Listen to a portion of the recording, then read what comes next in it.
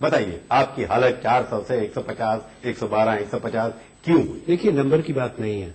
हमारे देश के अंदर जिस तरह का चुनाव होता है 49% वोट से लेकर के आप 28% पे आ गए। 28-29% है। 49 से सही है, फिर भी मान लिया, मैंने इस बात को खुद स्वीकार किया है कि कहीं ना कहीं कमी पेशी हमारे संगठन में भी रही है, कमजोरी भी आई है। विशेषकर जो बड़े प्रांत हैं, उत्तर प्रदेश है, बिहार है, इसके कई ऐतिहासिक कारण हैं और उन कारण, एक कारण की वजह से तो नहीं हुआ। सरकार बनाने के लिए आपको लालू, मुलायम, पता नहीं छोटे छोटे लोगों के पास जाना पड़ता है। अगर वाजपेयी जी जैसे बड़े नेता नेहरू नहीं, वाजपेयी जी जैसे बड़े नेता जो बीजेपी संघ परिवार के रहे, अगर उनको ममता, समता, जयललिता, जॉर्ज फर्नांडिस सबको गले में बांधना पड़ता था तो उनको तो बड़ा सफल प्रधानमंत्री बीजेपी के कभी आए नहीं ना, उनको आप अपने छोटा क्यों बना रहे हैं? बड़ा ये है, सब प्रश्न ये है। 180 पार्टी की सीटें है, 410 पार्टी। सबसे बड़ी बुनियादी बात, कांग्रेस जिसने पहले हमेशा शासन अपने बहुमत से किया, 5 साल तक स्थिर मजबूत सरकार, एक गतिशील सरकार जिसने अच्छे नतीजे दिए देश के लिए, दुनिया में इस देश का नाम ऊपर किया, वो कांग्रेस ने चला। अरे साहब, लालू जैसा आदमी 3 सीटें आपको छोड़ता है, बिहार में कहता है लेने तो लीजिए, नहीं मत लीजिए। अब ये बात नहीं, गठबंधन के अंदर मुलायम सिंह यादव जो आपकी सरकार बजाता है पहले, उसके बाद कहता है मैं नहीं दूंगा आपको। देखिए, अब सरकार जहां तक प्रश्न है वो निर्णय राजनीतिक दल अपनी सोच से करते हैं, क्योंकि मैं नहीं समझता कि लालू यादव और मुलायम सिंह यादव उनकी विचार दृष्टिकोण को लेकर उनके लिए संभव था कि वो संघ परिवार को गले लगा लेते हैं। कांग्रेस आपका बिखराव होने का कारण, एक कारण ये भी है, जैसे अडवाणी जी चार्ज लगाते हैं, मैं उससे पूछूं सच है कि नहीं, कि आपकी लीडरशिप भी क्या, आपका prime minister weakest prime minister Advani ji ने बार बार ये कहा है। देखिए, मैं अडवाणी जी की मजबूरी समझ सकता हूं। चार्ज तो ये बिल्कुल राजनीति से प्रेरित है, चुनाव से प्रेरित है, और अडवाणी जी जो सोचते हैं उनको जल्दबाजी भी है, उम्र और तजर्बे को देखते हुए कि इस बार कहेंगे उम्र में फर्क, इस बार का ये है दोनों तो 5 साल प्रधानमंत्री रह चुके हैं, 77 ये अडवाणी जी अपने जीवन काल में इससे वंचित नहीं होना चाहते, तो जल्दी में है। उनको सिर्फ एक कुर्सी नजर आती है प्रधानमंत्री की, जिसमें डॉक्टर मनमोहन सिंह है, इसीलिए डॉक्टर मनमोहन सिंह पे निशाना बनाते हैं। कुर्सी चाहिए उनको, इस जीवन काल में मिलेगी नहीं। जैसा मैं एक बात कहूंगा, ये उनके भाग्य में नहीं है और देश के सौभाग्य भी इसी में है। जो आपका बिखराव बनकर लीडर जैसे इंदिरा गांधी जैसे नेता, और उसके बाद अगर डॉक्टर मनमोहन सिंह एक मजबूत प्रधानमंत्री साबित हुए, उनमें निर्णय लेने की क्षमता है, सोच है, विवेक है, परिपक्वता है, ईमानदार है, और पूरी देश और दुनिया में उनका सम्मान। और एक बात है, हिंदुस्तान के अंदर 14 प्रधानमंत्री हुए, 12 प्रधानमंत्री लोकसभा से बन के आए।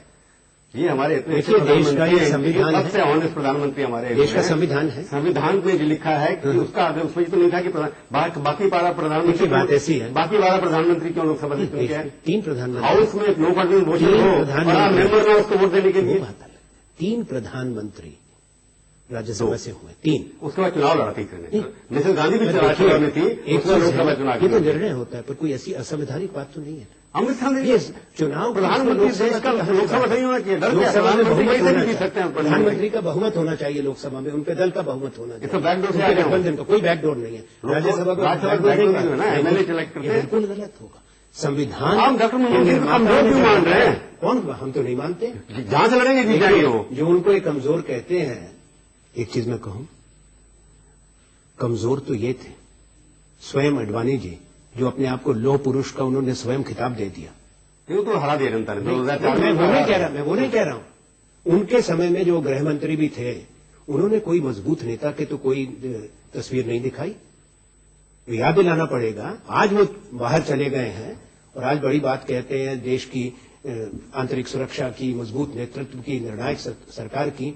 वो तो ना तो मजबूत नेता थे, मजबूर नेता थे। वो प्रधानमंत्री थे देश के, तब किसने रोका था? तब तो सारे वो कानून थे जिसका आज वो जिक्र करते हैं और उनके साथी अरुण जेटली जिक्र करते हैं कि पोता बनाएंगे, तब पोता भी था और ये नेता भी थे। कभी लाल किले पर हमला हुआ, कभी संसद पर हमला हुआ, अक्षरधाम पर हमला हुआ, रघुनाथ जी पर हमला हुआ, और ये मजबूत 2008 में 9 हमले हुए, सबको पता है। हाँ, पर हमने अलग थलग कर दिया पाकिस्तान को। उनका कहना है कि सेंटर ऑफ पावर सेकंड है, कि मनमोहन सिंह जो है बेचारे काम नहीं कर सकते, क्योंकि सुनिए जी उनसे ज्यादा बात। मैं अडवाणी जी को बड़े सम्मान से एक बात कहूंगा कि जब वो सत्ता में थे, अटल बिहारी वाजपेयी और ये, पहले तो इन दोनों में फर्क थे, एक विकास पुरुष, एक लौह पुरुष, ये आपको मालूम, आप इनकार नहीं कर सकते। और उससे बढ़कर सत्ता का केंद्र जो सरकार से सीधा ना जुड़ा हो, तो नागपुर में नागपुर में आरएसएस का वो हेडक्वार्टर था, जवाब- और जब यहाँ पे झगड़े होते थे तो या तो वहां पे मदन दास देवी और जो सह संचालक थे वो जाकर मोहन उनको भागवत डांटते थे। हाँ।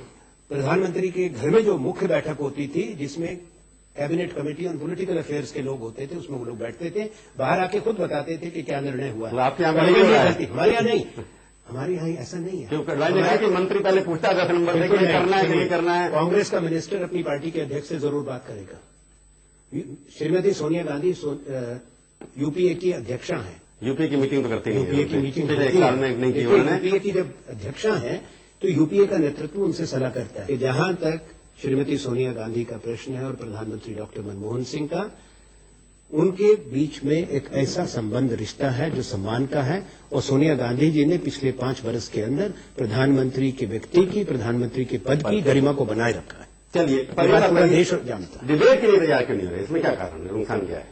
अरे ये अडवाणी जी ने ऐसी बात अडवाणी करी कौन है? बहुत अच्छी। अगर अडवाणी नहीं कहते कोई और कहता था मैं क्या? एक चीज कहूं, अडवाणी जी राजनीति में 50 वर्ष से होंगे। हाँ, 60 वर्ष से। 60 वर्ष से। सन 52 से लेकर 2009 तक इस देश में कितने चुनाव हो गए? 14 चुनाव हो हाँ, गए। 14 हाँ 15 या 15 हो रहा है। तो ऐसे 14 चुनाव जब हो गए तो लालकृष्ण अडवाणी जी को ये ज्ञान नहीं हुआ? कैसी नई अनुभूति और ज्ञान 2009 में हुआ?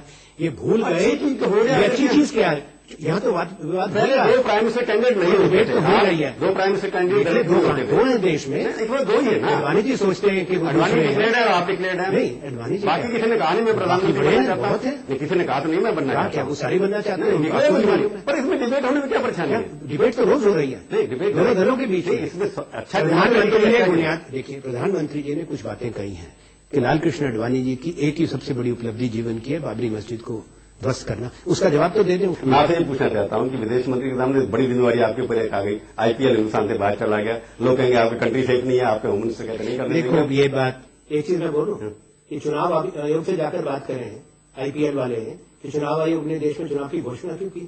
तारीख कौन तय करेगा देश में चुनाव की? आईपीएल वालों ने खुद अपनी तारीखें तय कर ली। हिंदुस्तान जो दुनिया का सबसे बड़ा प्रजातंत्र, उसमें क्या चीज जरूरी है? ये 20-20 का क्रिकेट खेलना या देश की जनता को अधिकार देना अपनी सरकार चुनने का? शर्मा जी, आप जब भूल गए आईपीएल जब डेट अनाउंस हुई थी पहले, तब आपने ऑब्जेक्शन नहीं किया था। जब लाहौर में आक्रमण हुआ तब आपको याद आया कि हिंदुस्तान सिक्योर नहीं है। मैं माफी चाहता हूं उससे पहले आपने मैं भी नहीं माफी बोला। चाहता हूं। ये बात चुनाव आयोग को देखनी थी, सुरक्षा एजेंसीज को देखनी थी कि वो करवा सकते हैं नहीं।